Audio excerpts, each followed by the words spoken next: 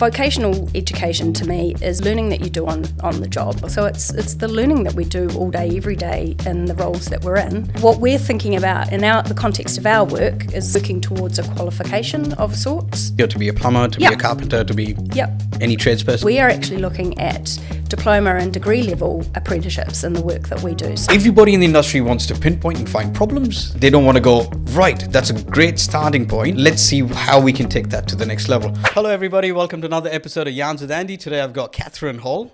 Katherine Hall from ConCOVE. She's the exec director of ConCOVE. She spent years of her life training, developing people throughout her career. And today we're going to actually explore what's holding the New Zealand vocational educational sector back and what's limiting our talent to leadership within the New Zealand construction industry. Welcome, Katherine. Thanks very much, Andy. It's great to be here. Thank you for making the time for being here. Appreciate your time.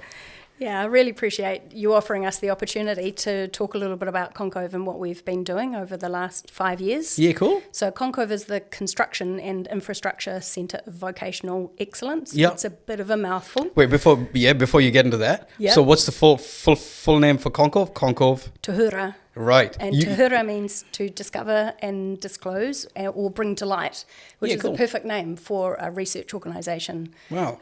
Looking at vocational education and construction and infrastructure across Aotearoa, New Zealand.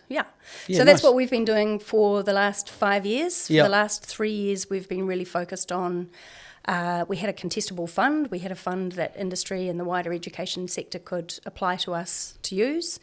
And out of that, we've been able to develop a large number of projects loosely related to productivity and culture, but specifically with implications for bettering the education system or the vocational education system for Māori, for Pacific peoples and for women.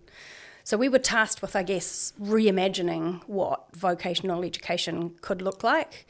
And it came at a really crazy time because I think we're in COVID? Well, just after COVID.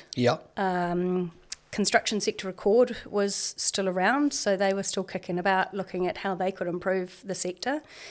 We'd had 1 or 2 reforms of vocational education, and I think we're up to about round number 6, it feels like.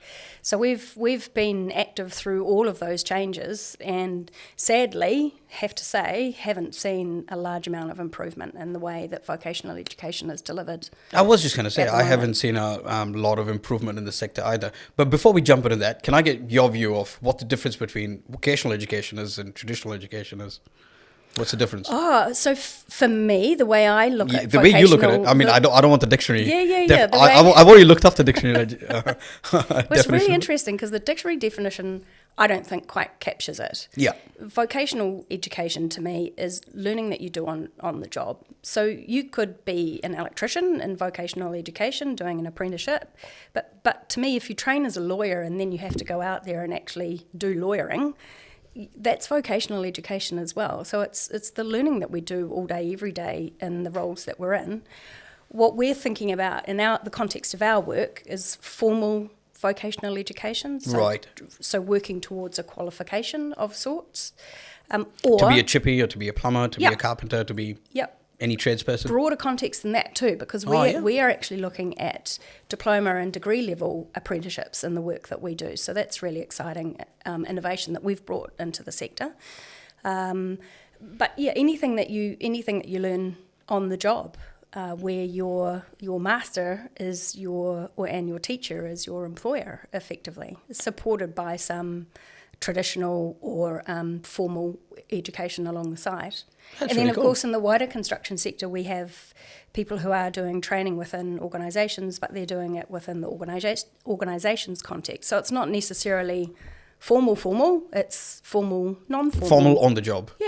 Formal on the job. But anything that you learn on the job, to me, is vocational education.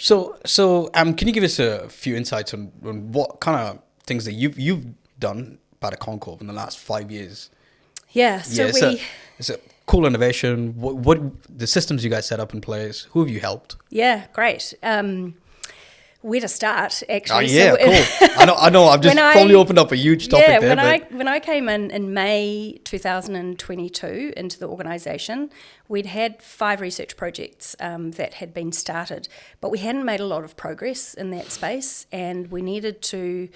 The Tertiary Education Commission were kind of looking down their noses and going, well, hey, what are you guys up to? We've got this other Food and Fibre Centre of Vocational Excellence over here, and they're doing this great work. Yep. What is it that you're doing? So we did a pivot, as you do, and we looked exactly at the model that the Food and Fibre Cove were delivering.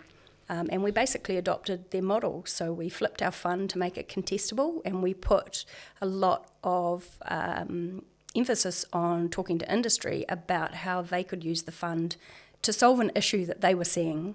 So we had some great examples. We had the quarrying sector come to us wanting to reimagine what leadership in their sector could look like by 2030. Oh, yeah. We had the temporary traffic management working group come to us because they needed to do some work to help support the risk-based temporary traffic management assessments that they wanted to do.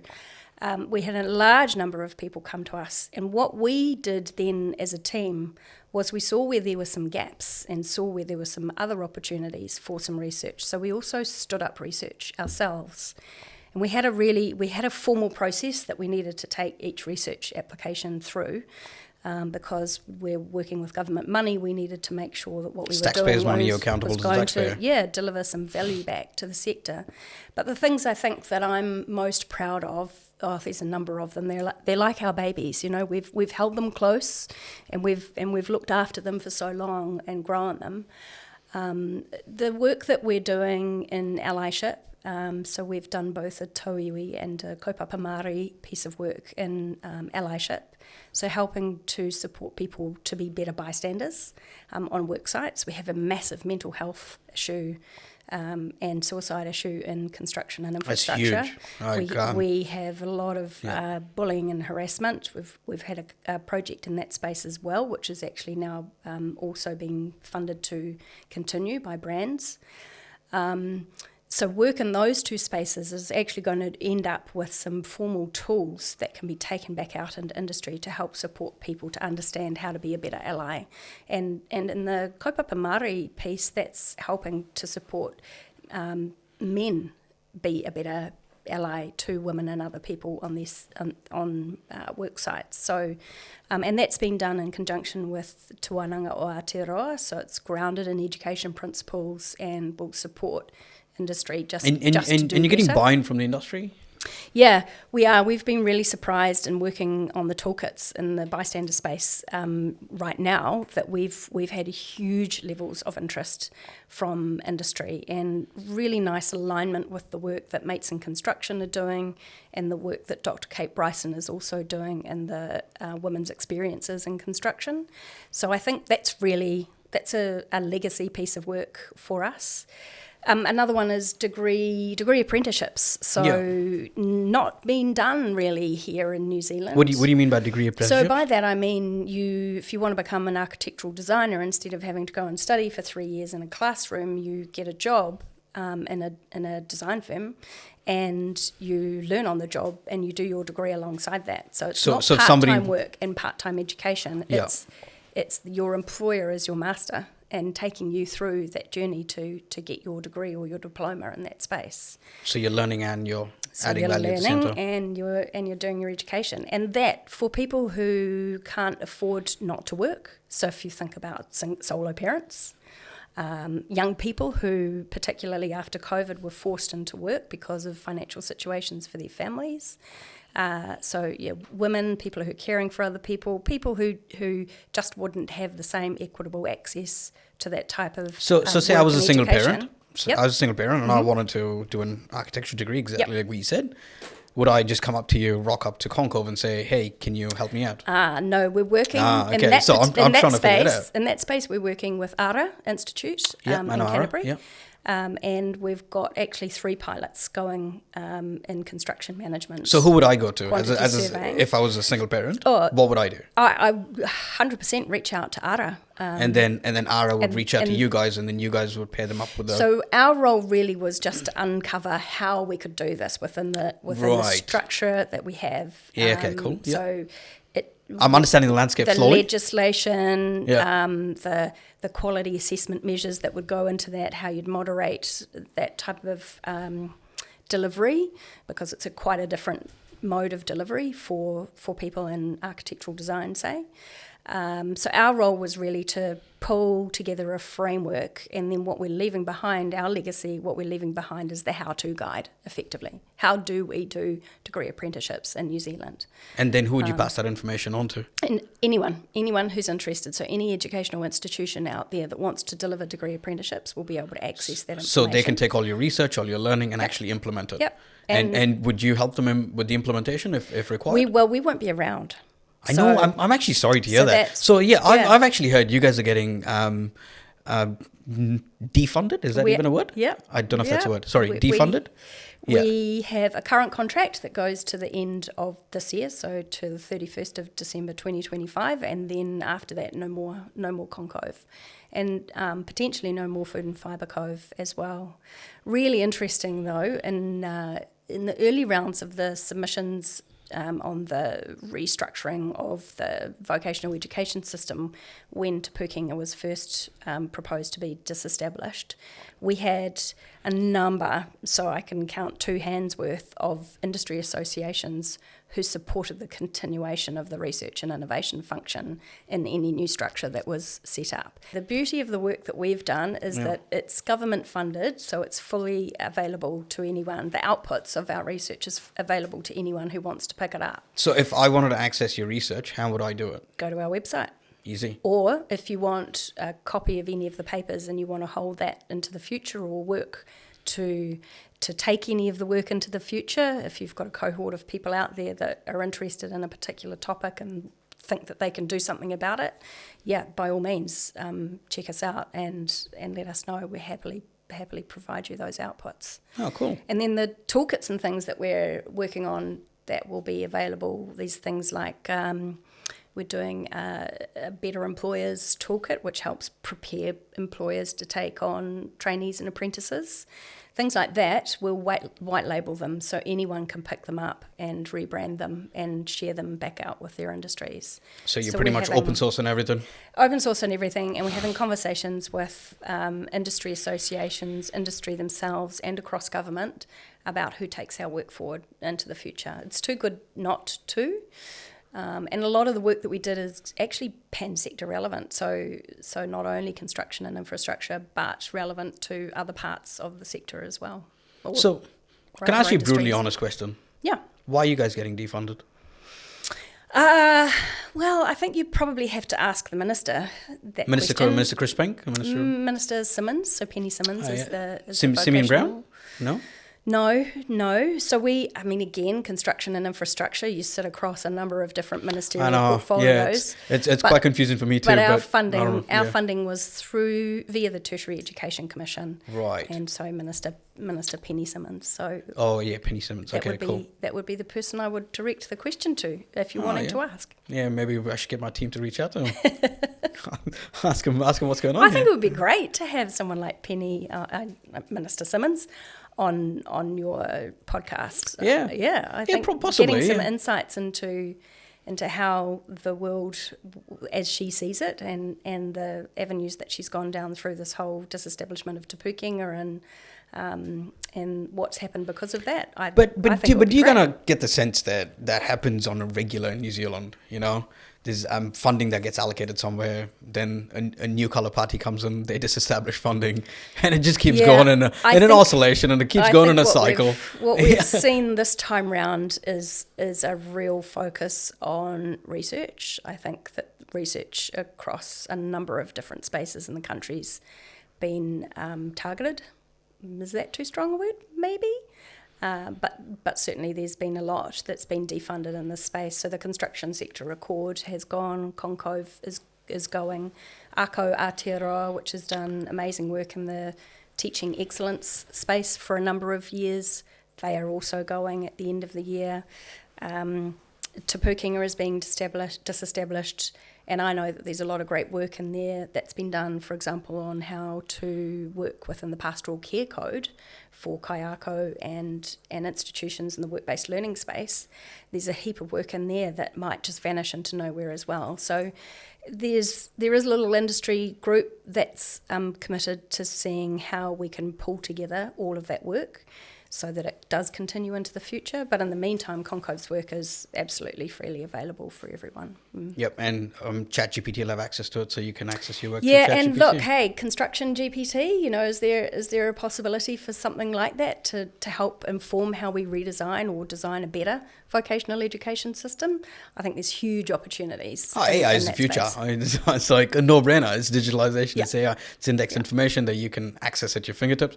It's insane what you can do with AI. Like I strongly believe that in another 18 months, every bit of code that we write will be written by AI. You won't need human beings to write any code anymore. Interesting. It writes 60 to 70% of it now anyways. Yeah, that's right, yeah. Yeah, so give it another 18 months, it'll learn enough to, text to a website, text to an app would become normal. Yep, and coding a lot of the insights across a number of projects that we've done have said that our digital skills are nowhere near where they should be in the construction. Is that what it says? Actually, can we talk about that a bit more? That's something I'm really passionate about. I'm really interested in. So from all the research you've done with digital tech, give us all your insights. I mean, give us as many insights as you can. Well, it's really hard to pinpoint one thing, but in vocational education, we don't say you're going to, as part of learning how to be a carpenter, for example. Yeah. We don't say here's all of the possible programs that you could work with, and we're going to teach you how to use them. I'm just trying to think of the European reference, Germany, Switzerland, pretty much any European country. If you're going to do a carpentry apprenticeship, you'd spend a good portion of your time learning how to use the tools. So not writing in pencil on a piece of wood, actually using the digital tools that are going to be available to you when you get out into the workforce. Yeah. We don't spend any time, as far as I'm aware, properly teaching people who are doing an apprenticeship how to use the tools and tricks of the trade that are available. So I think that's a massive gap for us in the way that we deliver vocational education in New Zealand. And you think digital technology could fix that? I think definitely digital technology can fix that. It will speed up a lot of the challenges that you might have visual learning in a construction site, even as well, with understanding of the different roles.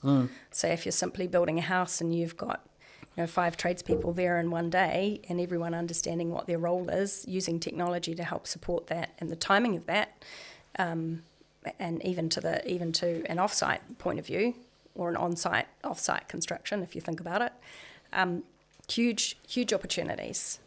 We saw through COVID there was a number of tier 1 organisations that had to do things a little differently using technology, things about signing into sites and using mobile devices for different aspects of work. And they were, this is anecdotally, but they were really impressed at how quickly people picked it up, possibly because they were at home and their kids were helping them, who knows. But we don't I wouldn't underestimate a tradesperson smartness. Exactly, but we don't emphasise there's some of the smartest people in the construction site. Some of those tools when you're actually going through, your apprenticeship at all. We don't emphasise that. Yeah, and that's a real challenge, I think. Yeah, interesting. But yeah, like you said, digital technology. There's a huge space in the construction sector, in my opinion, for good digital tech. Yeah. And unfortunately, I think we're just too far behind in New Zealand. Yeah. It's my honest opinion. Because we are developing construction tech as well, as part of strategic planning, developing construction tech. And New Zealand's not the right place to launch our product. And we know that. New Zealand's just far too behind. It's sad though, right? It's the truth. Whether it's sad or not, it's the truth, man. And I found out the hard way. Mm-hmm. Yeah, literally going from construction project to construction project and actually going, can we talk about this digital tech that we're releasing? And I believe it's game changing, which you could take a 3D model and convert it to an estimate within a day, which would normally take you 4 weeks. And I'm saying, everybody in the industry wants to pinpoint and find problems. they don't want to go, right, that's a great starting point. Let's see how we can take that to the next level. Yeah. Oh, no, fuck, no, I don't want to check that out. That means I'll lose my job. Like, no, mate. You're the human in the loop check. Literally. Which is computers needed. Doing all the heavy lifting. Yeah. You're the human in the loop check. Why don't people in New Zealand get that? You know, it's just so difficult to get that message across. Mm-hmm. So I'm just at a point where I'm going, nah, you know what, guys? Let's move the technology somewhere else.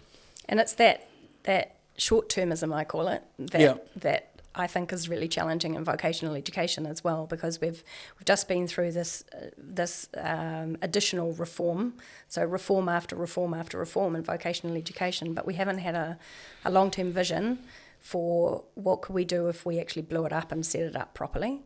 And that's really challenging. Do you think that's because of the number of different organisations looking at vocational education within the sector?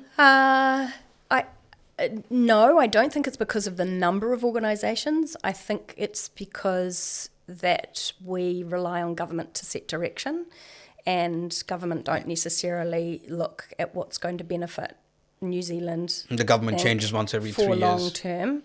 And if we can't get any bipartisan agreement, and, Te Pukenga was a classic example, set up under a Labour-led coalition and then pulled apart. You know the problem is, Katherine. I think as a country we lack vision. Yes, excellent. Totally agree, 100%. Yeah. Yeah. I think we lack vision to where we want to be in the next 50 years. And somehow that vision changes every 3 years, every 6 years, and we're just going, right, where's the vision for New Zealand as a whole? Yeah. Do we kind of, want to be the best nation at having the biggest roads, the fastest roads, and best rail system, amazing airports? Where do we want to be in 50 years? I don't know. And we're trying to do a little bit of that at the moment with the National Infrastructure pipeline that Te Waihanga, the Infrastructure Commission, has released for consultation. Interesting you should say that. I went and looked at the infrastructure pipeline, and I don't know, I'm still struggling to see the vision. Where's the vision? So okay. I can see some waterworks that are happening in one part of the country, cool. Focusing on the water infrastructure because we have to. We don't really have a choice. Focusing on some road infrastructure, that's cool, right? The biggest vision we've got now is the Whangarei to Warkworth to Whangarei. That's probably the biggest piece of work that we've got, and connecting our ports and our roads and our cities. That's great, right? Apart from that, there's bits and pieces of work everywhere. Literally, shits and bits everywhere. Well, I encourage you to respond to the Te Waihanga's submission on the National Infrastructure Plan. You know what though? I've responded to so many of those, and I barely get any responses. I'm just at a point where I don't respond anymore. Yeah, there has been quite a lot that's happened lately. Yeah. Okay. Yeah. Okay. I mean, maybe I missed the memo. But the challenge that I see is that we might make a 50-year or a 30 or 50-year infrastructure plan, but we're not lining up how we deliver the education alongside that. So we're not. Where's the training? Where is the connection locally, regionally, and centrally to how education is delivered? And classic example, we looked at trades academies in the infrastructure space, and all of the South Island pretty much, there's no infrastructure trades academy delivery, and half of the North Island, no infrastructure trades academy delivery. So if you're a young person interested in getting into that sector, you're shit out of luck, because you just, and you live in one of those areas, because you're just not going to get the opportunity to get exposed to infrastructure delivery. But wouldn't as a young person, if that's something you're really interested in, wouldn't you just go to university? Yeah, but that's the challenge, right? You go off to university. I know what I do. I'd go straight to university and go, this is something I'm interested in. Yeah, and I guess it would depend whether you had access to that. So if you're in Gisborne right now, how easy is it for you to go to university to study engineering, or is there a better opportunity for you to actually get into work and get a trade and get ahead that way, learn. But if you're really interested, you'd find a way, wouldn't you? I think that I understand what you said. I think that a lot of people don't get the same opportunities that people who've come from more privileged backgrounds. Yeah, right. Fair. Would get. Yeah. Okay, so it's about actually creating the opportunities for those people to upskill them. Interesting. It's creating the opportunities for anyone to access education that's right for them in the right time frame. So fully equitable opportunities, which is why we're so passionate about degree apprenticeships and a whole heap of other stuff that we've done as well. This is awesome to hear. I'm technically from an Indian ethnic origin, and I come from India, I'm an immigrant here. And back home, if you actually want to study, you find a way to do it. Yeah. Nobody's going to create these opportunities for you. Yeah. So it's amazing that you live in a country like this. I'm blessed to be living in New Zealand where this is possible. You're creating these opportunities for everybody to access and have a level playing field. It's amazing. Yeah. It's incredible. Yeah. So hats off to you. Really excited about that. Lots of other stuff that we've done that we're quite excited about embedding back. But before that, I have another question for you. Yeah. I have a very interesting question for you. Okay. Cool. So you say you focus on providing these opportunities to everybody, equal opportunities. People jump in, they'll learn. Cool. The big problem we faced with today is all of these people learn, they get their degree, shoot across the ditch. Why? Because we as a country can't retain talent. We're incapable of retaining talent. Does ConCOVE ever focus on that at all? Or have you focused on that in the last 5 years? Yeah, that's a really interesting question. So actually in construction and infrastructure, if you look across the number of people completing their apprenticeships in New Zealand, we've got a piss poor record. Sorry. Don't worry, you can swear on the podcast. Of completions in the construction and infrastructure space. So I think anywhere between about 38 and 51 or 52% of people who start an apprenticeship complete an apprenticeship. At the moment, 31%? 38 to about 50, 51, 52. So 38 to 52 do complete? Yeah. Okay. Yeah. So completion rates Ireland half. about 70, 75. Europe's Germany's certainly up at the 75 mark. So there's a lot of challenges, I think, when you're going into an apprenticeship. There's personal issues. There's been quite a bit of work done in the past about this. Personal issues that you might have that prevents you from completing your apprenticeship. There's so typically how long is an apprenticeship? Usually around about 4 years. Do we need to take a break? No, you good. Keep going. Sorry, yep. Sorry, how long is an apprenticeship? An apprenticeship usually takes around 4 years. 4 years. 4 years so to complete. So the same amount of time as an engineering degree. That's all going well. But doesn't always go well either. So there's personal reasons. There's employer reasons. So your employer might not treat you well. Might be bullied. You might not get exposure to the learning that you need to complete. Then there's kind of the system issues that exist, and we use the F word, funding. That's not the F word I was thinking about then. Yeah. No, it's a different F word, but it's an F word. Funding. So funding is also a challenge. And then there's the system approach, which isn't necessarily well connected and well thought through. We have a saying in the systems thinking space, the system is perfectly designed to get the results it gets. So if you have a think about that for a moment. I'm thinking. The system is perfectly designed to get the results it gets. And so if you think about that in the context of the New Zealand vocational education system, we're designing a system that's perfectly designed to get 38% of people completing. So you're saying the system is flawed? The system is flawed, yeah.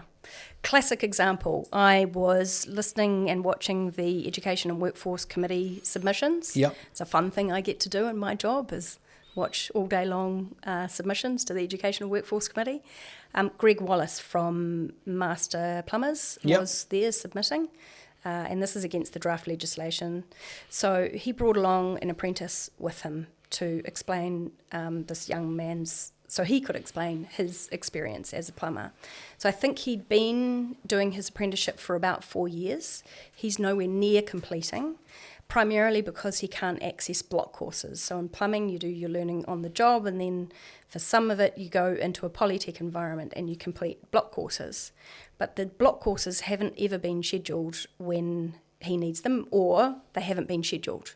So he's now sitting there earning a training wage, so $18.80 an hour.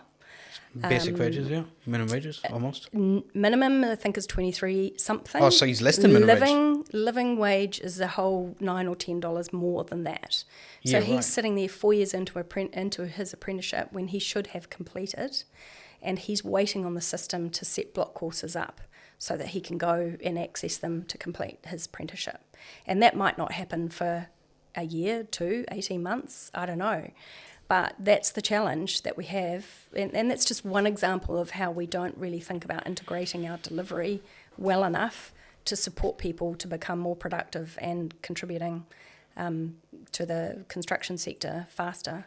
The plumbing sector's got 500 and something apprentices that are what we call over duration, so they should have completed in a time frame and they still haven't. And they've gone past their 4 years. Yeah. So that's a system level challenge that we have, and then you've got people with employers who are terrible.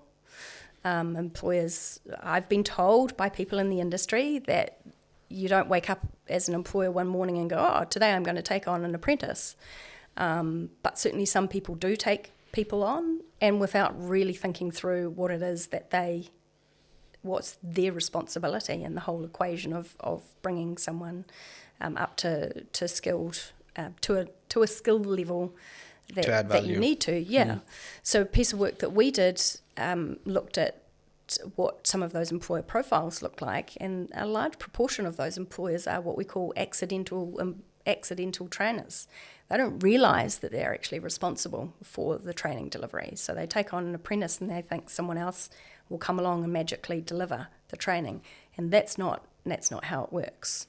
So we've done work in behind the scenes to help support. We want people to think, I'd love to take on an apprentice, but am I ready? What do I need to put in place first before I bring that person into my business? If I'm taking on a woman, am I thinking about how she might need to access a toilet on site? She can't pee behind a tree like the blokes.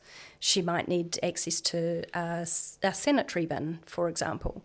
There's all sorts of things like that. My daughter had a great experience. A lot of construction sites have become a lot better with that exact sort of thing. Larger construction sites, yes. Smaller, in the residential space, possibly not so much. Okay. Yeah.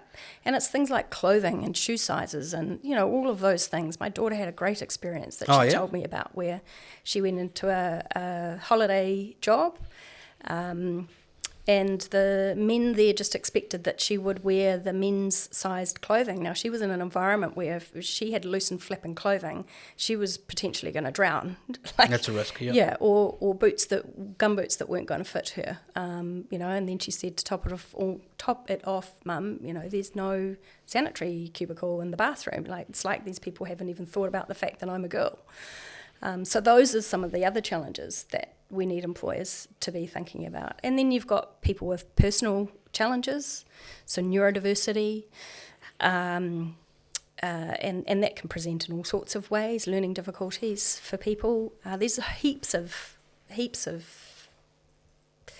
different variables that go into how well or how quickly people complete an apprenticeship. So I can't even remember your original question, but hopefully I told you a little bit about the challenges in the construction sector. You told me quite a bit. No, that's a lot of information to take in. Andy, there's one thing that I should have told you about. Go on. A piece of work that we've done with Amotai and Potama Trust. Yes. Looking at future opportunities for Māori and Pacific businesses. Oh, yeah. A lot of that output from that project has focused on the digital opportunities that there are in construction and infrastructure. Yeah. So I will send you that report. We've got a webinar. Can we make that available to everybody in a link below? Of course. Yeah, is that okay? Yeah. And we've got a webinar coming up on that shortly as well. So, how do people find information on that webinar? Go to concove.ac.nz. Cool. And all the event registrations are listed there. Okay, cool. So what can people expect from this webinar? Well, I'm going to be talking, we've got Nick Leggett from Infrastructure New Zealand, and we've got a person from Potama Trust and a person from Amotai, and we're just going to be talking through the outputs from that report and what the opportunities might look like for Māori and Pacific. Can you give us businesses. A sneak peek of some of these opportunities? Come on. It's and you heard it first on Yarns with Andy. It's heavily focused on digital opportunities. So I think you'll be really interested. Because I'm very passionate about the whole digital future of construction, because that's where we're headed, right? Yeah. This digital future is everything, and that's why we're so heavily invested in the AI space as strategic planning. Yeah, great. And developing all these digital tools to fast track projects and reduce all the manual work. But anyways, I won't get into that too much, but I speak enough about that on my podcast. Katherine, a lot of tradies want to get into business and want to become businessmen. Yeah, they do. And businesswomen. And businesswomen, sorry, I'll be gender neutral. I've actually been told that before. I need to be more gender neutral in my podcast, and I actively try. I got told off like 2 days ago because I said, well, we're still learning in that, Andy. I know. I'm really bad. On an Excel spreadsheet, I actually put man hours, and I got told off by 2. Good. Yeah, I literally got... I'm like, what do I put man hours on there? I'm really pleased that you've got some upstanders on in your work. I'm getting told off. And I'm learning. Yeah, that's great. Man hours is such a common term, right? It's not. It's labor hours. ChatGPT corrected it for me. That's a better idea. There we go. Yeah, there we go. Labor hours. Anyways, sorry, what was my question again? Yes. Tradespeople becoming business owners. Yes. Yeah. Tradies becoming business owners. So a lot of people would like to stand their own business up. Yep. But they're not necessarily taught that skill set in school. What's GST? What's dividend withholding tax? How to actually set up a company? How to manage your books? You know, I mean, I've had to learn all of that as a business owner, and I was a steep learning curve. Trust me. Yeah, it would have been. Yeah. Yeah, I didn't even understand what GST was before I set up my business. Then I went, oh, that's not my money. I'm just holding it on behalf of the government. I've got to give it back. Yeah. Why am I holding it on behalf of the government? You know what I mean? I had all these questions running through my mind, and it's not like the schooling system taught me what GST is and all of that. So what are you seeing? Like how do you think we can actually help our tradespeople set up businesses? So I'm going to take you back to a wee trip that a group of people from the wider sector did to Germany last year, where we learned about the German vocational education system. Cool. And we also learned about the Meister qualification that exists in Germany, and in other parts of Europe too. What's the Meister qualification? So it's like becoming a master journeyman or a master tradesperson. And so you do your apprenticeship, and once that's completed, you can go on to do an extra couple of years where you learn higher level technical skills, but you also learn about the ins and outs of running a business, and you learn how to train the next generation of trainees, of apprentices coming through. Plus you learn useful things like environmental impact and climate change issues and things like that. So that's a really great model, but we don't have anything like that in New Zealand. And a lot of the people that we've been talking to say it kind of harks back to this. There was another qualification in the past that used to exist. I can't remember the name of it right now. So what we wanted to look at was whether or not a Meister-type qualification would be useful in the New Zealand context. And absolutely, we think it would be useful. We think it might be best delivered through a series of micro-credentials, so smaller bite-sized units of learning. But the opportunity to help people navigate the marketing, the finance, the HR components. When to hire, how to hire, why to hire. Even some of the leadership stuff as well. My co-chair, Graham Burke, talks a lot about the smaller organisations that start out with 5 people and then they get a couple of big contracts and then they grow really quickly and suddenly they're 20 people. But they can't maintain that 20-person size because they haven't got the skills to navigate some of those business basics. So that's one of the projects that we're working on right now, and we will have output coming out in the next couple of months. In fact, not many New Zealand small and medium-sized businesses grow above $5 million a year turnover, eh? Yeah, and a lot in the construction space just fall over. I think there's one bad contract's enough to kill you in construction. Data on that says that of those that were stood up in 2017 or 18, only about 28 or 29% are still around. And sure, we went through COVID times, but that's bad. That's really bad. That's a crisis. And especially now, given the current state of the industry. Yep. Which is pretty dire, I must add. Yep. Which is not great. That's right. And in infrastructure in particular, we go through boom bust all the time. But we're not thinking about giving people the skills to manage their businesses better so that their boom does not become a bust. It becomes I can stay in business for as long as I need to and ride this out. Okay, so I spoke to, I'll tell you a little story, right? I spoke to a year 12 student, and I said, okay, cool. What's your plans, mate? What are you going to do? You're going to go to university, whatnot, right? Have you ever thought about starting your own business? It's like, oh yeah, It sounds too difficult, but maybe not. Yeah. Okay, cool. Okay, cool. Do you file your own taxes? I know you're doing part-time work. Do you file your own taxes? You know, you could learn about, it's like, what's income tax? I went, what? Are you fucking kidding me?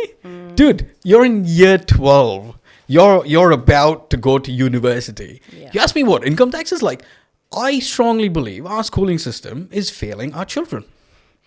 Why aren't we teaching the basics of the taxation structure? So children can file their own taxes, understand how they can use it to their advantage in school. What's company tax, right? 28%. Why do they pay that?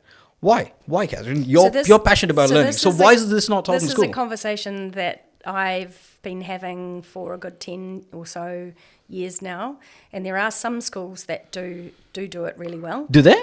Yeah, I believe so. But there are others that just don't. And the example that we first were confronted with when thinking about, not we at ConCOVE, but we in a former organisation, we were thinking about this was the number of young people who were working 2 jobs and then all of a sudden being pinged by secondary tax, but not understanding what secondary tax was and how to avoid it. They thought that they were doing the best thing that they could by working 2 jobs, but if they'd asked for more hours in the first job, then that might have saved them, hundreds of dollars. So yeah, I think it is an opportunity. How to set up a business has to be a mandated subject in every single school. That's my opinion, at least. Yeah, that would be cool. Yeah, that would be really cool. Yeah, I'd all the basics. I'd definitely sign up for that. So then you wouldn't have to set up all of these micro courses to teach these people when they, graduate. I mean, when they finish school. So I think that there's a group that have schools long done and dusted for them, and they're probably partway through an apprenticeship and thinking about what they want to do to set up their own business. And it'll be useful for them, for sure. So actually, there's those people as well. Plus, we want to encourage long-term learning in the sector as well. It's not just apprenticeship and you're done and dusted. There's a lot of professional development and other opportunities that you can access. We lack really strong leadership in the construction and infrastructure space in New Zealand. I agree with that. Again, probably comes back to your vision conversation, really. So there's those people, that cohort, that would also be great to provide that opportunity to as well. Yeah. I actually did my master's in technological futures through Academy EX, just up the road there.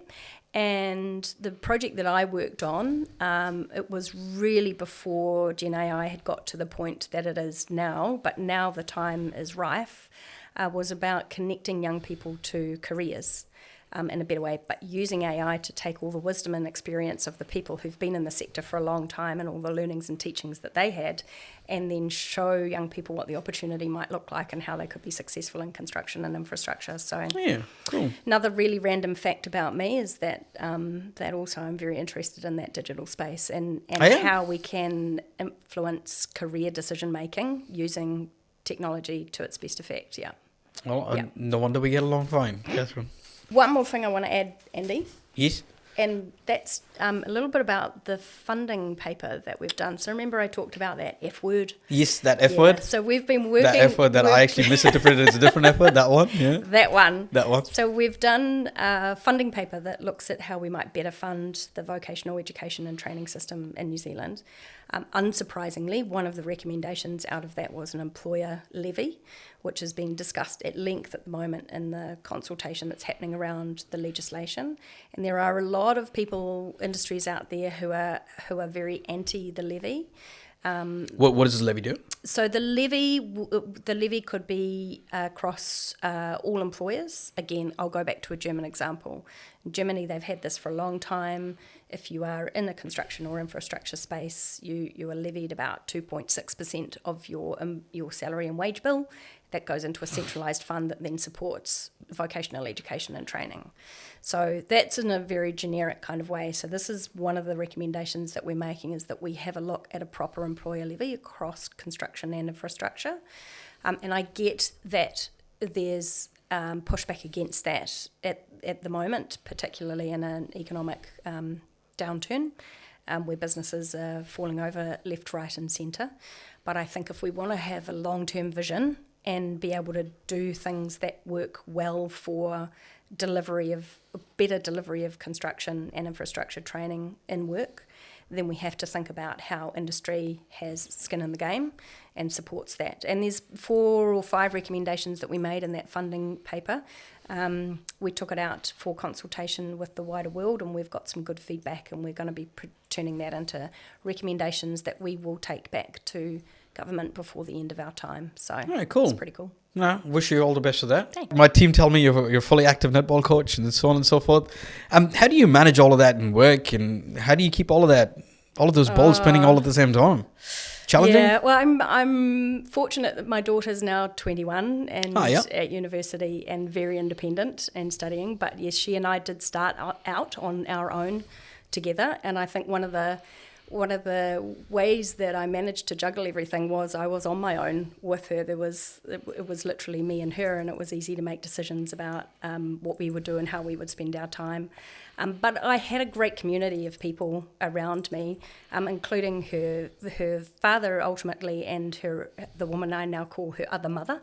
And she's grown up with this beautiful kind of blended family arrangement, which has been really, really beneficial for her. But because it was her and I kind of 12 days out of 14, doing it on your own is actually a lot easier than potentially partnering with someone else to raise a child. Yep, I 100%. Mate, I don't know if I could raise my children by myself, eh? Yeah, I'll be brutally honest about it. I think you carry a lot of load as a single parent. There's a lot that I can imagine. Sits in your head because you're always juggling multiple things, including your employer who has certain expectations of you. And, and I've had great experiences with employers, and I've had some pretty awful experiences with some employers as well who couldn't understand that I was a single parent and doing this on my own, and I needed to be there at the start and the end of the day for my Pickups, child. drop-offs. Yep. Can't be late for daycare. You get charged by the second. Traveling for work, also challenging. But as I said, I had a great group of supporting people around me. And so, it was a juggle, but I'm very proud of her, and I'm very proud of what we've been able to do together. Shout out to your daughter. I don't know if you want to give her a shout out. She knows I love her. I call her my best thing, and she really is. Yeah. Oh, good on you. Yeah. Good on you. Yeah. And then netball coaching, I fell into that because of my daughter playing netball. She's played since the age of 5. I've always been involved either managing or coaching, and then the last 8-9 years actually at Takapuna Grammar School just over on the North Shore. I've been coaching a variety of teams. This year I've got Team 2, and I support the Prem team as the manager, going away to Eunice tournament in a few weeks. Cool. So I just love it. I love watching young people learn new things and progress, and sure as heck at the start of the season you get a bunch of girls with varying capabilities, technical capabilities, and then by the end of the season you just see them really gel as a team and executing some great on-court strategies and looking after each other, and that gives me it's a real reason to get out of bed in the morning, Is it? Giving back to young people in that way, especially young women in sport, because so many of them stop being active, physically active by the age of about 15. So they might start out doing 3-4 sports in year 9 and 10, and then they'll just drop them. So it's really great to be able to give back to the community in that way and support young people to be active and be part of a team and have good experiences and all that kind of good stuff. Saturday mornings in the rain and the wind, not so great, but you get used to it after a little while, and hey, I'm not going to melt. It's just rain. Yeah. No, good on you for giving back to the community and supporting all of these young women. I'm sure they're learning heaps from your leadership and heaps from your lived experience. Yeah, it's great fun. Yeah. Thank you, Katherine, for coming on and sharing all your knowledge about vocational education. Really appreciate it. Thanks so much, Andy. I've really enjoyed our discussion today. Very grateful for the opportunity to share the good work that the team at ConCOVE has been doing over the last 5 years, and really appreciate your time. Cheers. Thank you.